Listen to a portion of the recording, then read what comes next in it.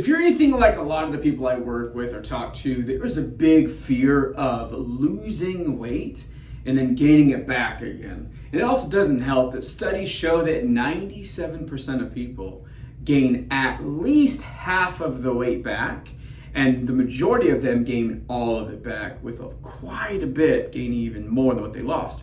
And so in today's video, what we're gonna cover is how to avoid this dreaded weight gain after you've reached your goal. Because I couldn't imagine a worse pain of somebody going, I feel amazing. I have the most confidence I've had in a long time. My body's awesome. I'm wearing the two-piece or wearing the knot cover up at the beach, and I've got all sorts of energy. My kids are loving that I'm playing with them. To just go back to what ultimately got you started in this process. And so I'm really excited to share this with you today. And for those of you who don't know me, my name is Chris. I run an online business called the Trailblazer Fitness Academy, where I help people lose weight and keep it off long term. But what not many people understand or know about me is that I probably was in your shoes as well. I had no energy. I mean, this is what I used to look like, okay? And then I went from that to that, lost quite a bit of weight. I lost 46 pounds in 12 weeks. Now I'm in a place where I've put on some muscle and I just look different. Now,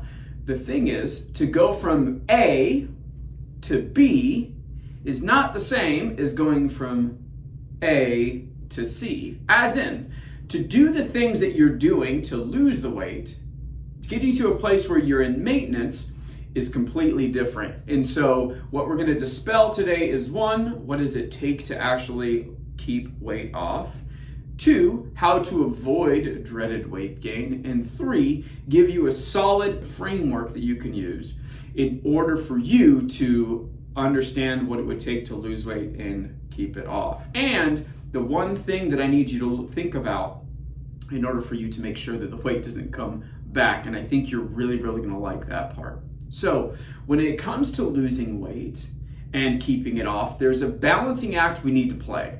That balancing act is between what your maintenance looks like and what are you willing to do for the majority of your life, okay? So as an example, let's say you're somebody like JC as an example. Now, JC came to me 2 years ago now as somebody who had severe stomach aches and pains, who couldn't see the scale move at all, clothes were not fitting, no energy, and she was getting older, and she was gonna become a grandma, and she just didn't want to be that grandma and mom that couldn't spend time with her kids, couldn't get down on the floor and play with the grandkids, and wanted to really have the fullness of life and be able to do things she wanted, okay? And her end goal was simply that. I don't necessarily care about having a six-pack. I don't need to be a size 2. I just want to be healthy.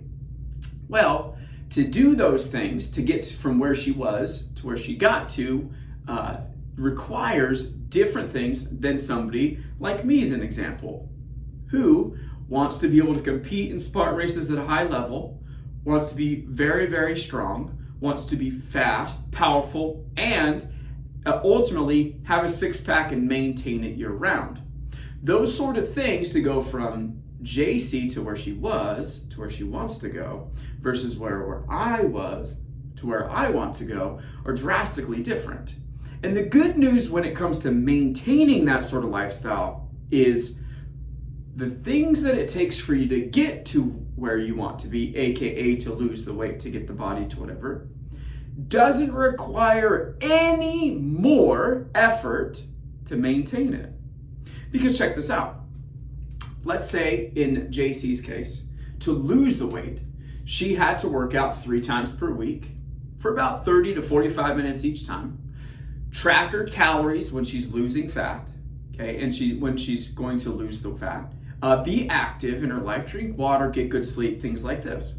Now, to maintain that, it doesn't require more than that, as in more effort, because if she were to continue to eat in a calorie deficit, she would then lose more fat, would she not? Yeah, because that's how it works. She gets to pick one of 3 things. She can move less and eat relatively the same as what she was before.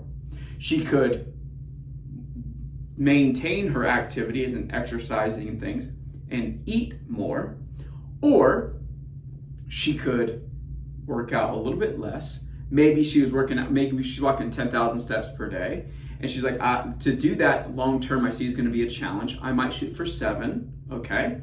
And she gets to eat a little bit more. All of those things she gets to choose. Whereas if she were to go 0, I'm not going to work out, I'm not going to exercise, obviously those are the same things, I'm not going to do steps, I'm not going to track my food, well, the likelihood of you maintaining that weight, very, very challenging, because you're not going to do any of this stuff, which burns a bunch of calories, and you're not going to track your food, so you don't know where this is going to be. And odds are, it's not going to hit the perfect maintenance level, even after a year of tracking your food. And so we have to set realistic expectations. So the first thing is, what does maintenance look like for you? What do you want to maintain? She has a nice little basic amount that she wants to maintain, easy peasy. What are you willing to do? And as long as those things match up, then we're good to go. How do we know they match up? Because of math and because of science. And when you learn those things, as in there's a video I'll pop up in the corner here of what a calorie deficit is, when you learn these things, you can then go, all right, here's the things that I need to do to be able to maintain that deficit or maintain my activity level. And in order for me to do that, I have to do X, Y, and Z. And if you're willing to do that, perfect. If not, that's fine. Okay, as in, let's use me as an example, the extreme example, because most people don't want to do what I want to do, is I have to work out. I don't have to. I get to work out 4 to 6 times per week for 45 minutes to an hour. I track my food when I'm losing fat.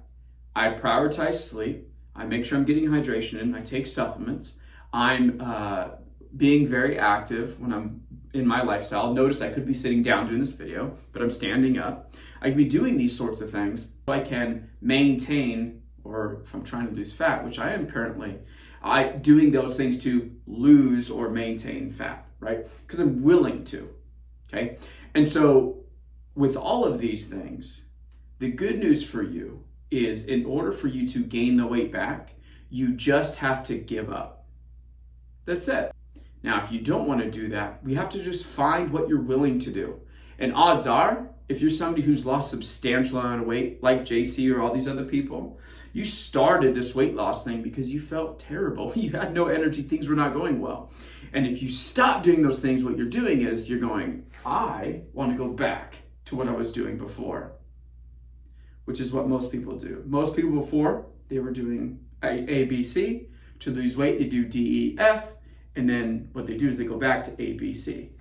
But what's really, really cool is that you don't need to. There's that nice middle ground where you go, all right, I did a bunch of things to lose the weight. Here's what it looks like to maintain it. So hopefully you found this valuable. Hopefully you're like, this gives me a little bit of a breath of fresh air, that I don't need to consistently eat a calorie deficit forever. I don't need to avoid foods. I need to walk 10,000 steps. I need to be on top of my steps every single second of every single day. You don't need to do those things, but you need to match what your output and what you're willing to do with your expectation of maintenance. If you're somebody who wants to be super duper jacked and have a six pack, well, guess what? You're gonna have to do the more things than somebody that wants to just be at a healthy body fat percentage and not compete in Spartan races or whatever event you like to do at a high level. And that's okay, because it's a choice, right? And you have to be willing to make those trades. And as long as you make the trades, you're going to get the goals. With that being said, hopefully you found this video valuable. If you did, please like and subscribe. Do all those things down below. I'm trying to grow this channel, and it would be much appreciated so I can share this up with other people that are struggling to lose weight as well. If you have any questions, please comment them down below. And if you're somebody who's interested in getting some help like all these guys did to get insane results faster than they ever thought using sustainable methods, you can click the link in the description down below where you can fill out the discovery form, schedule a call with me where we're going to go over your specific needs, see how the program or process can help. If it can, that'd be great. If not, I point you in the right direction. Whether you're working with me or not, I want to see you crush your goals. Have a freaking fantastic day, and I'll talk to you soon.